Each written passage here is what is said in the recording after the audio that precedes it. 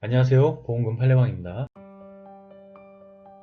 난방을 위해 방 안에 화로를 켜둔 채 잠을 자다가 일산화탄소 중독으로 사망하였을 개연성이 있는 경우, 식사를 하는 등 삶에 대한 의지가 강하였다면 자살사망보험금은 부책인지 여부에 대하여 울산지법 2013 가합 3633호 토대로 면밀히 살펴보도록 하겠습니다.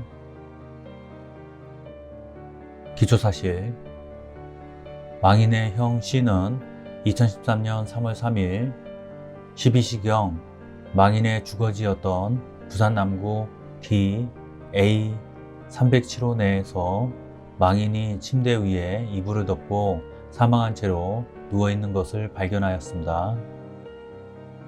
당시 망인의 주거지 방안 입구에는 전부 연소된 착화탄과 일부 연소된 연탄이 들어있는 화로가 놓여 있었습니다. 재판부의 판단: 불리한 사실 내지 사정.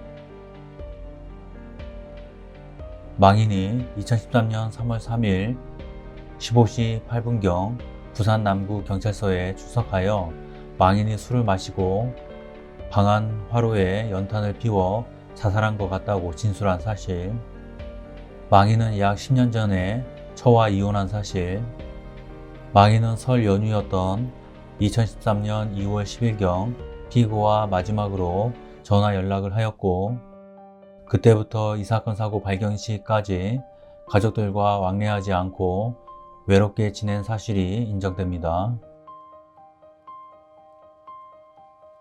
유리한 사실 내지 사정.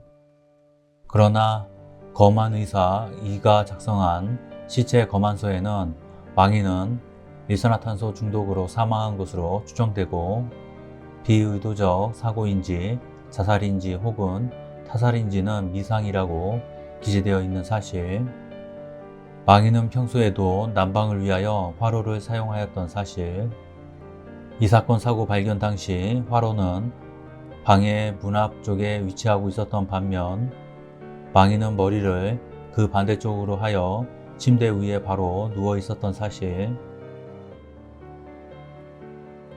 이 사건 사고 발견 당시 방 안에는 휴대용 가스레인지와 냄비 등이 놓여 있는 밥상이 있었던 사실이 인정되고, 망인이 자살을 결의하고 이를 실행에 옮겼다면 화로를 머리 가까이에 두었을 것으로 예상되는데, 이 사건 사고 발견 당시 화로는 원고의 발 쪽에 위치하고 있었던 점, 망인은 이 사건 사고 전까지 방 안에서 식사를 하는 등 삶에 대한 의지가 없었다고 보이지는 않는 점, 망인이 평소에 자살을 암시하는 말을 하거나 행동을 하였다고 인정할 만한 아무런 증거가 없는 점 등을 종합하여 보면 망인이 난방을 위하여 방 안에 화로를 켜둔 채 잠을 자다가 일산화탄소 중독으로 사망하였을 가능성을 배제할 수 없다고 할 것이어서,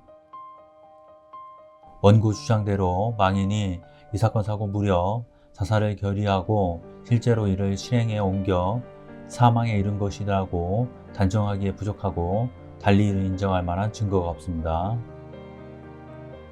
결론적으로 보험회사는 보험 수익자에게 상해사망보험금을 지급할 의무가 있습니다.